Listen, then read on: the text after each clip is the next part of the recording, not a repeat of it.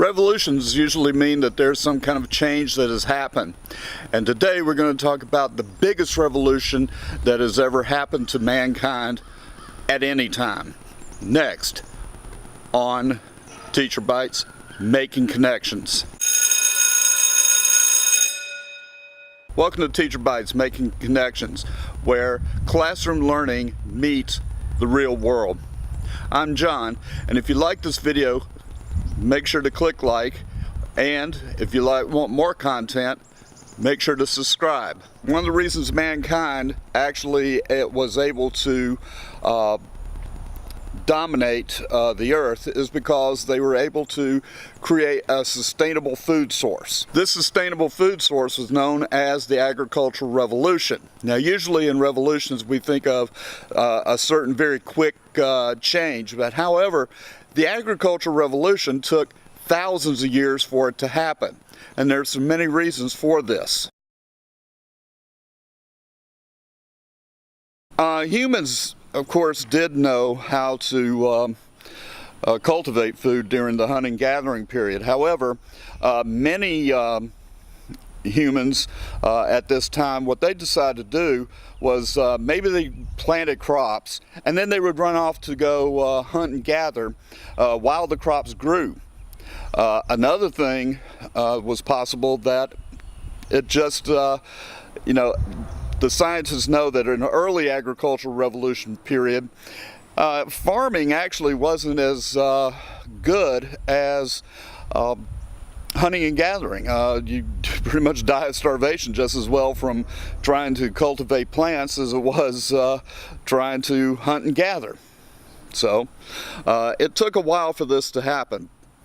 But there were reasons, and 5 of them, as to why eventually hunters and gatherers were displaced by the farmers who had basically started planting and harvesting, cultivating their crops. Early farmers, or the hunter-gatherers who experimented with farming, they would use agriculture basically as kind of a preventative measure or a kind of fail-safe. If the hunting and the gathering failed, they had something to fall back on in order to keep from starving to death. Basically a source of food, but they really weren't interested in making agricultural pursuits their main reason for, or their main way of getting food. Reason number 1 is that as humans became more skillful hunters with better hunting technologies, they actually overhunted and hunted a lot of large mammals to extinction. And this leads to a decline in the food source that they needed to survive. Reason number 2 is that as more wild plants became domesticated, this made farming a much more rewarding proposition, and therefore more humans started turning to agriculture as a means for food production. Number 3, there were increases in technology as far as agriculture is concerned. Okay, for instance, the sickle with using sharpened flint stones helped in the cultivation, making it much quicker and easier. Baskets helped carry large quantities of plants to or from the fields to the homes. And then once they got the crops to the homes, and in some cases they would learn how to roast these, and what that did was it basically made the plants or the food able to store or be stored for longer periods of time, and they wouldn't start sprouting seeds or sprouting roots and trying to grow themselves. Also, humans, by the use of plaster, learned how to create more waterproof storage places.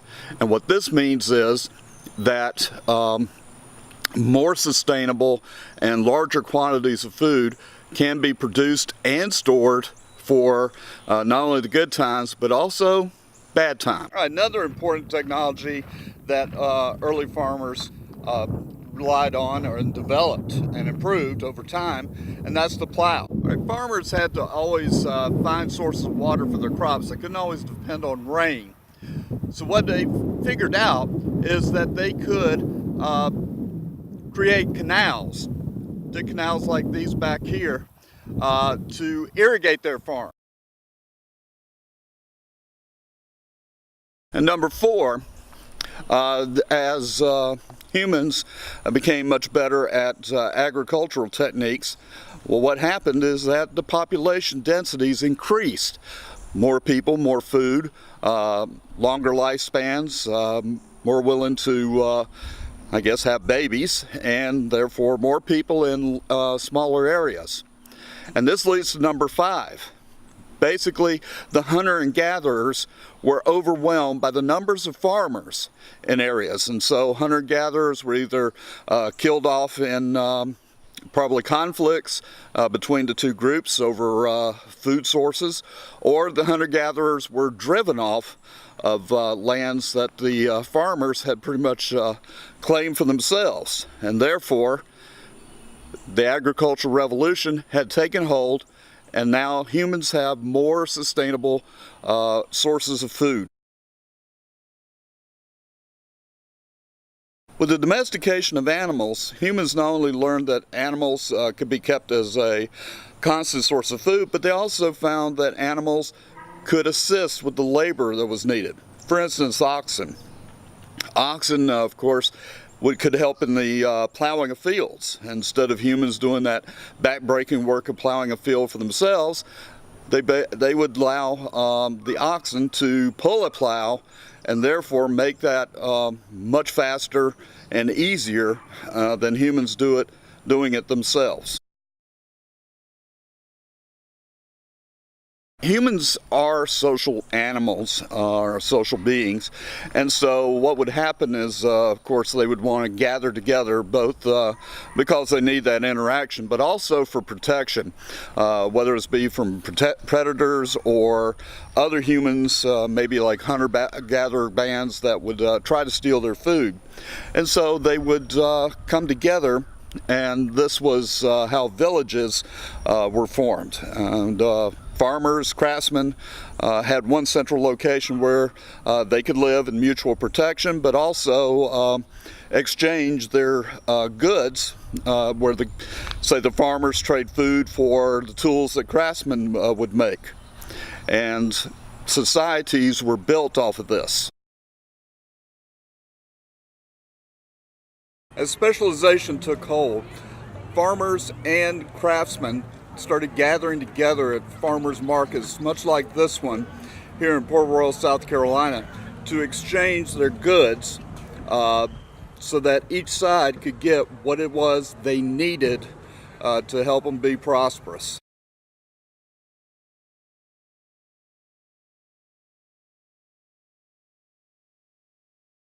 Of course, over time, there would probably be disputes over who got the land, what was a fair trade value for food and tools, and people needed to they needed rules. And so I guess laws were developed in order to help that, but also someone was needed to help enforce those rules, to referee disputes between people, and also to help coordinate the protection that humans needed, or human communities that are developing needed to sustain themselves and survive. And this is how governments are formed.